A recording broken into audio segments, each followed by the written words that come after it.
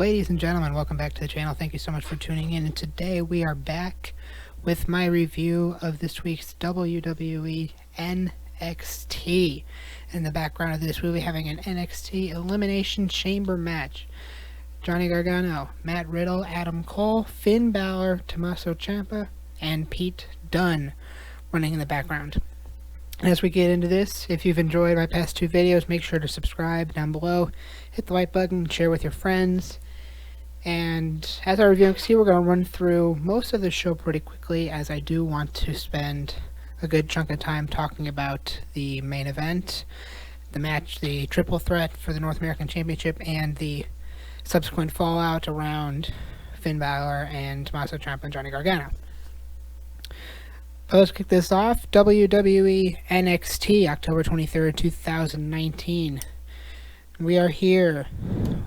Show kicked off. Bianca Belair versus Rhea Ripley in a good opening match.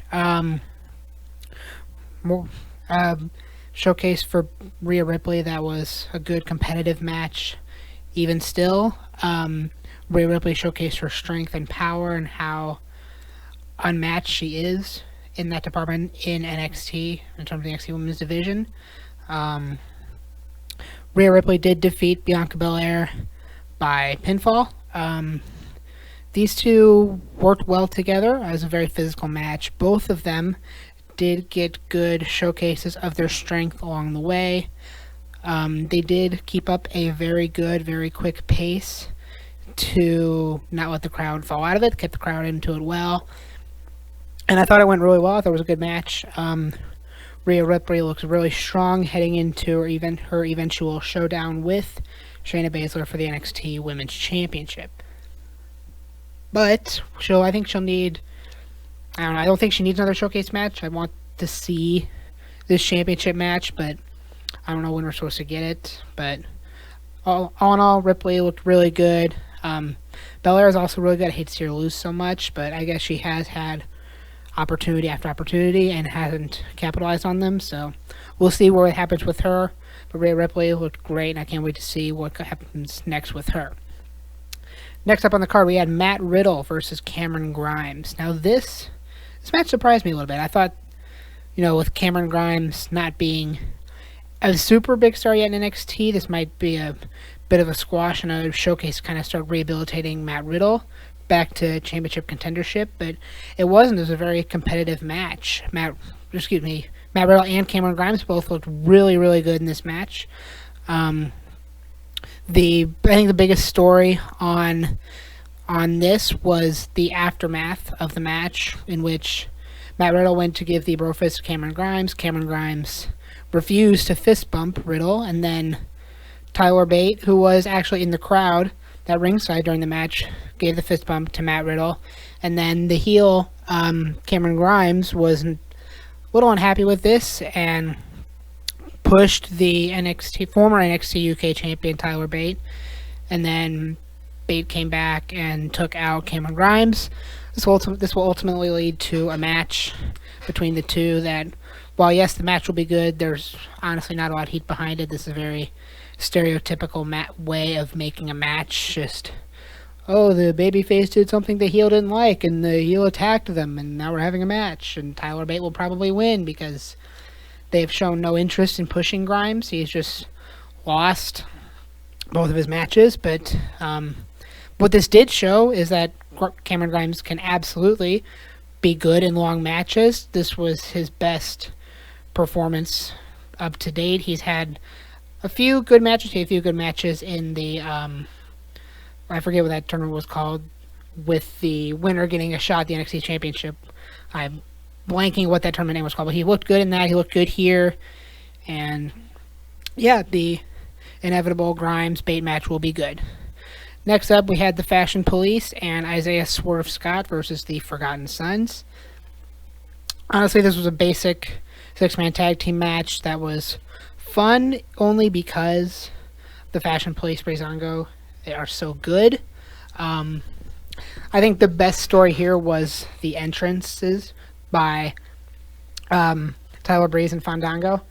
It was incredibly entertaining. They were pilots this week, And honestly, the highlight of the entire segment was the, shall we say, the sexual innuendos by BREEZANGO that went over Beth Phoenix's head, that she completely missed them. That was hilarious, and I would be very surprised if she didn't know what they were realistically, but playing the dumb character that just goes over their head was very entertaining, and BREEZANGO are just so underutilized and so underrated. They're awesome, both by themselves and together as a group. I prefer them as a tag team because they work really well off each other, and hopefully, maybe they'll bring back the Fashion Files in NXT. Something I'd like to see. But yeah, Breeze, Fandango, and Swerve Scott did beat the Forgotten Sons in this match because, the Forgotten Sons are forgotten by NXT. That's just it. They're not a hot commodity, and they're not a priority for NXT. But yeah, good match. Next up, Angel Garza versus Jack Gallagher. There was no heat for this match. It was a showcase for Angel Garza to rebound after he got jobbed out to Ciampa last week. Leo Rush on commentary for this match. Rush is great. He's a great champion, great on commentary, wonderful talker. I do wish he was back with Bobby Lashley because he was great in that role. They were great together. But, regardless, Leo Rush, NXT Cruiserweight Champion, and he will probably face Angel Garza either probably next week maybe, or the week after on NXT, or maybe 205 Live. Not 100% sure where that's going to go, but it was a good match. Garza beat Jack Gallagher, and we'll see what happens going forward. The next to last match for the main event, it was a number one contenders match for the Women's Tag Team Championships. Jessamyn Duke and Marina Shafir versus Dakota Kai and Tegan Nox. Match was fine. Jessamyn Duke and Marina Shafir are still very inexperienced in the rings, so they didn't look superb in this match, but Dakota Kai and Tegan Nox are so good that they got a decent match out of these two, but because of how big and important the main event was and how much time they needed to give that, this match was a little bit rushed. But regardless, Dakota Kai and Tegan Nox got the win, and they will face the WWE Women's Tag Team Champions Asuka and Kairi Sane next week on NXT. And regardless, even though there's not really any build to this will be a great match. This will be a wonderful match. I can't wait to see how well these women work together in NXT. It'll be great to see Asuka and Kairi Sane back in NXT, back where they came from, back where they were at their best, arguably. But yeah, that's next week. Now, on to this main event. For a triple threat match for the NXT North American Championship, Roderick Strong defending against Keith Lee and Dominik Dijakovic. Now, this match was phenomenal. It was a phenomenal match. And one of the reasons I like this match is because I loved the match Keith Lee and Dijakovic had. It was either 2 or 3 weeks ago, the one where Keith Lee won the match, pinned Dijakovic. That had one of the spots in that match was the inverted Canadian Destroyer off of the top rope. It was one of my favorite spots of all time, and a great match. But last week, the match ended in a disqualification after Roderick Strong ran interference at the end, so William Regal booked all three of them in this match. And it benefited because of it. All three men looked phenomenal in this match. It went about the way you'd expect early on. Lee and Dijakovic teamed up, took out Roderick Strong for a while, and then just had a match between the two of them. And as we've seen many, many times before, that match is always great. Lee and Dijakovic are phenomenal. They work well together. I think they were both future champions. Neither of them had a lot of exposure or time to work on the mic, and I think they need time to develop those mic skills before we put a championship on them. But in terms of wrestling ability, they are both amazing. we'll move on quickly so we can get to this closing angle that we had in the show. Lee and Dijakovic did a bunch of amazing moves on each other. Looked great. I'm trying to remember who was it. Who got pinned? So it was Dijakovic hit a avalanche powerbomb on Keith Lee, and then rolled out of the ring. Roderick Strong slid in, and stole the pin on basically knocked out Keith Lee to retain the NXT North American Championship. Being the clever heel that he is, stole the match and retained the NXT North American Championship. After the match, Undisputed Era celebrating in the ring, beat down Lee and Dijakovic a little bit more. Then Tommaso Ciampa's music hits. Now, at this point, Lee and Dijakovic are out of the equation. They've rolled out of the ring. They're not a problem at this point. Ciampa comes down to the ring. It's 4-on-1, all 4 members of the Undisputed Era. And Tommaso Ciampa comes down with a crutch. So he's got his equalizer, but even still, it's still 4-on-1. Not very good odds. But comes down to the ring, faces off with the Undisputed Era for a little while, and then following him, Johnny Gargano comes down to the ring. Obviously, Ciampa and Gargano have a lot of history with, of course, being in DIY and their incredible rivalry all of last year and the matches that they had. So Gargano comes down to the ring, stands beside Tommaso Ciampa. Facing off is still 4-on-2, not great odds. And then the moment we'd all been waiting for, as advertised, Finn Balor returned to NXT, came down to the ring, got in, looked at Gargano, looked at Ciampa, faced off 4-on-3 against the Undisputed Era. Ciampa had the equalizer. Pretty much fair odds at this point. And then Balor goes to take off his leather jacket and does a beautiful, absolutely clean Pele kicks Johnny Gargano in the back of the head. Undisputed Era come in, absolutely maul Tommaso Ciampa, leave him laying down. Balor stands back, watches. Gargano rolls out of the ring. Balor drop kicks him into the corner, drop kicks Balor into one of the metal railings that's surrounding the outside of the ring. Knocks over a couple fans that were obviously plants by NXT, probably NXT superstars that are in the Performance Center. But then drags Gargano onto the the entrance ramp, picks him up, and pile drives Johnny Gargano into the entrance ramp, and that's how the show goes off the air. Balor walks off, Undisputed Era look on, and that's all you see. Finn Balor is back.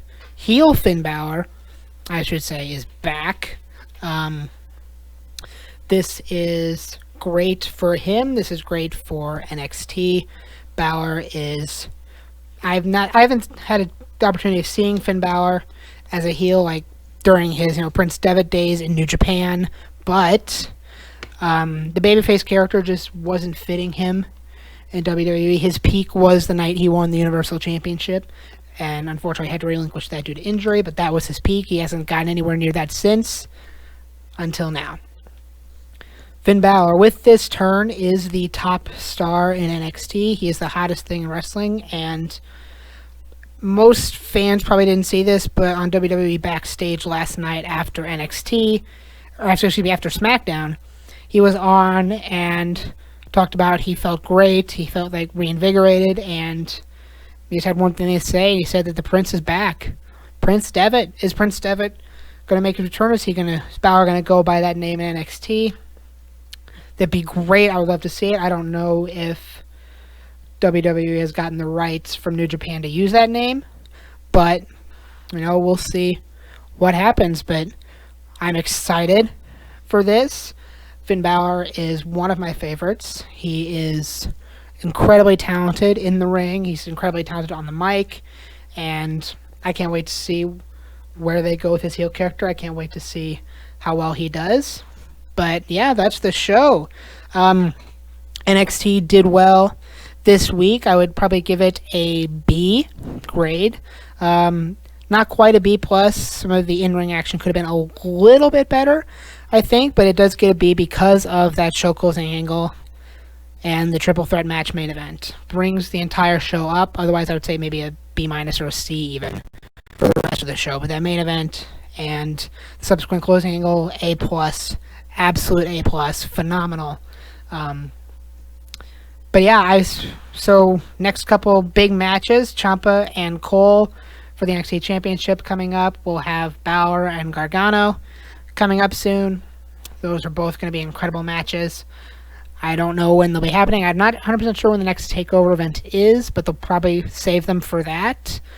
Or at least save one of them for that and one of them for a TV edition of NXT. I'm not sure. But yeah, that's NXT, and that's all I have to say. I'm going to finish this video up and record my AEW review, so you'll be seeing that coming up in the next couple hours. But yeah, that's the show. If you guys enjoyed this video, thank you so much. Hit the subscribe button down below, like and subscribe. Get this video out there. I'm trying to grow my channel, grow the fan base. I have a lot I want to do with my career. I am absolutely loving doing this. Hopefully I'll be able to actually edit my videos, make them sound better, but right now this is my goal, just a little podcast type thing with some 2K gameplay in the background, just to give you guys something to look at as we go through this. But that's what I want to do. I want to talk wrestling, and I hopefully want to someday get some guests on here to talk wrestling with me, get some of my friends on here, get some other WWE 2K YouTubers or podcasters on here, just so we can to talk wrestling. Like, wrestling fans are one of the best communities in terms of sports fans, and I absolutely love wrestling and can't wait for the future of WWE and AEW, New Japan. This is the absolute best time to be a wrestling fan, and the best time for me as a wrestling YouTuber to be starting up a channel, and I hope it grows, but we'll see what happens in the coming months and years. Ladies and gentlemen, thank you so much for tuning in. Like I said, you'll see my AEW and SmackDown reviews coming very, very soon. But for now, this is Caleb Henson, signing off.